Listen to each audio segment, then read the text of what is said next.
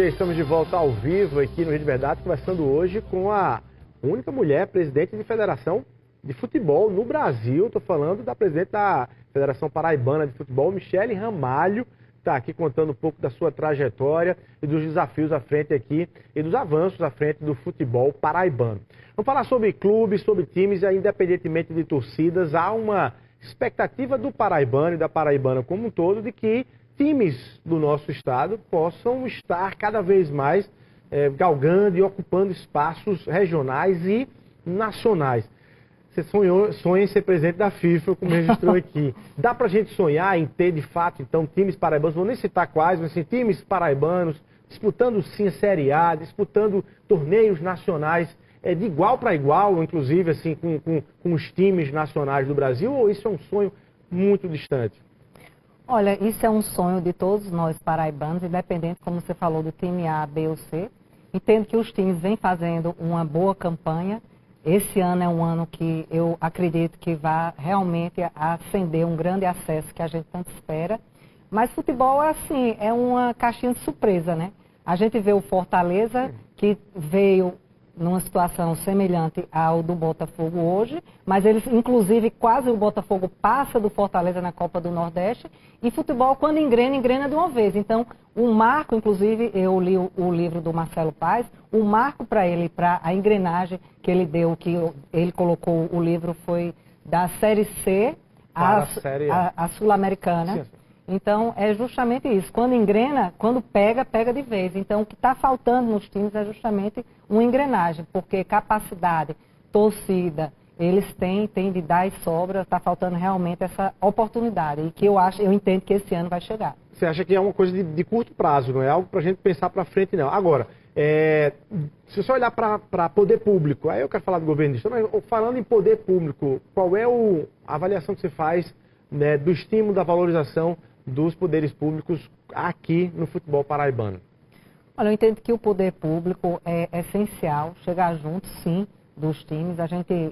Há quem vá contra, que diga que não se pode ajudar futebol, mas está na Constituição da República que é devido à alimentação do desporto. Então eu entendo que o poder público é muito importante. A gente vê no Belém do Pará o que o Jader Barbalho faz com os times, chega junto de verdade. Abraça, sem nenhum constrangimento, legalmente falando. Infelizmente, o Botafogo, o ano passado, passou por aquele constrangimento de o time vir aqui e desmontar o time. O Botafogo vinha ganhando, fazendo uma excelente campanha, mas infelizmente qual foi o time? Foi o que jogou contra o Botafogo aqui, lá do Belém do Pará.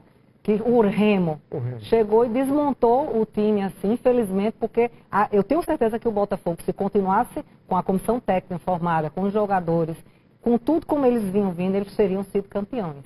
Como é que é segurar a pressão, né, presidindo a Federação Paraibana de Futebol, que é naturalmente uma atividade de muitas paixões muito afloradas nesse sentido, e garantir essa história do equilíbrio e do tratamento igualitário para os clubes, para que eles entendam que a federação está lá como um ente, do ponto de vista imparcial, nessa condução?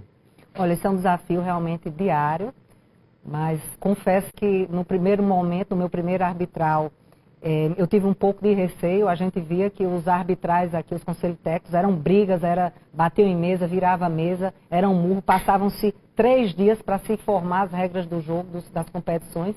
E graças a Deus hoje a gente vai num conselho arbitral, todos os times podem falar, a gente vai num clima muito mais de confraternização do que propriamente de briga. Hoje os times, graças a Deus, eles têm a confiança que a federação é imparcial. Então a gente, de forma muito transparente e democrática, passa a bola para eles, a bola é devolvida. Então não existe mais a desconfiança que time A, B ou C está sendo protegido. Eu vejo isso no olhar dos torcedores, no olhar também dos dirigentes. E isso é um trabalho, como eu volto a dizer, é um trabalho de formiga feito não só por mim, como todos que compõem a federação. Vocês também são muito importantes. A questão do jornalismo, a gente fazer realmente um jornalismo de esporte, a gente cobrir o esporte e não querer desviar o jornalismo de esporte para páginas policiais, até porque a gente não está fazendo por onde. Então, quando eu digo que todos abraçam, vocês também são responsáveis por esse sucesso que a gente vem tendo no futebol. Bacana. Não se faz atividade nenhuma neste mundo, nesse Brasil, sem a viabilidade financeira. Hoje, se você olhar a engrenagem do futebol profissional, aqui na Paraíba, para a gente ficar na Paraíba, é algo de viabilidade financeira para todas as partes envolvidas. Existe de fato o retorno, e aí para a gente falar de patrocinadores, para a gente falar dos clubes, para a gente falar de quem investe no futebol, tem efetivamente retorno, que elementos concretos você teriam para sustentar uma fala dessa? Olha, tudo isso é como se fosse uma cadeia alimentar. Começa uma formiguinha plantando ali para desabrochar aqui. Então, quando a gente diz que foi muito difícil, a gente passou 2 anos sem nenhum patrocinador, que a federação precisa de patrocinador. A federação precisa de patrocinador, até porque todo patrocínio, eu acabo bancando as competições. Aqui são um dos poucos estados que os clubes, eles não pagam nada de arbitragem, eles não pagam nada do pessoal de apoio. O dinheiro que eu pego com o patrocínio, eu repasso isso para os custos dos jogos. Então, é muito importante essa credibilidade, primeiro, na nossa competição. Então, por isso, a gente se dá as mãos, que foi o que nós fizemos há 4 anos atrás, disse, vamos recuperar a imagem do futebol, porque se nós temos uma federação com imagem ruim, ou um clube com imagem ruim, ou uma arbitragem com imagem ruim, isso é um efeito cadeia, é um efeito dominó. Então, assim, os patrocinadores não vão acreditar na nossa competição. Então, é muito importante que, antes de mais nada, os patrocinadores acreditem na competição, acreditem na seriedade do nosso futebol, para que assim seja feito. Seja dados patrocínios e que realmente seja viável. Ainda é muito difícil, a gente sabe. Na primeira divisão está muito mais fácil. Eu me encosto aos clubes da segunda e da terceira divisão, que são profissionais e que fazem um futebol muito mais difícil, justamente por falta desses investimentos. Fico muito feliz, como eu falei, no primeiro e no segundo ano não tivemos patrocinador nenhum. Terceiro ano já tivemos ali um gatinho pingado, mas tivemos um patrocinador.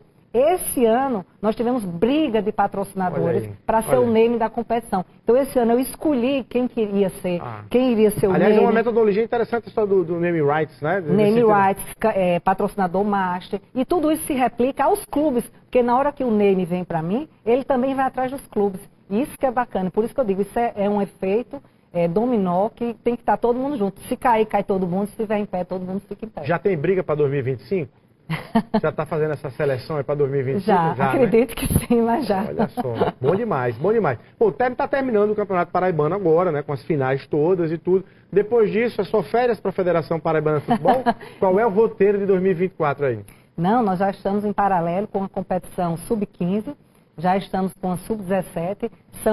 Ano passado nós fizemos 422 jogos, então não para. Nós temos 7 competições se realizando durante o ano. Então, temos a primeira, já vamos dar o start na segunda, depois a terceira. Tem o feminino também, e temos Sub-15, Sub-17. Então, são várias competições que no total dão 422 jogos no ano. E tudo isso ajuda na nossa formação, inclusive na formação de novos craques, novos talentos, novos atletas nesse sentido, que a federação acompanha. E isso é uma coisa que os clubes da Paraíba, é importante também registrar, estão de parabéns, porque hoje eles estão com uma visão muito maior de clube formador. E isso é muito importante, investir na base. Eu entendo que a base é o futuro do futebol.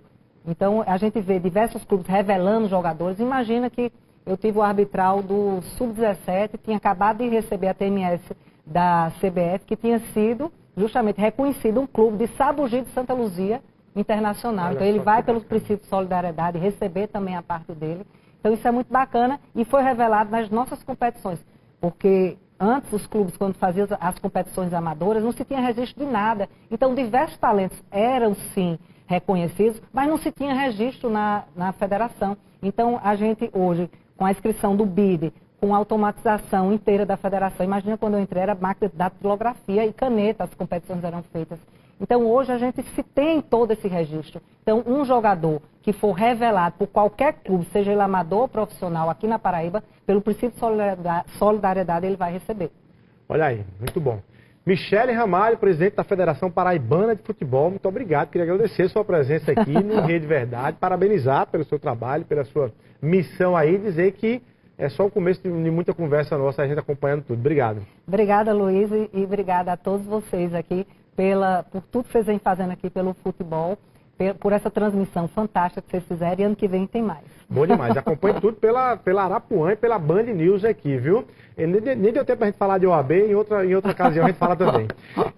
Bom, vamos ficando por aqui. É você o nosso abraço. Muito obrigado pelo carinho sempre da sua audiência. E até amanhã, se Deus quiser.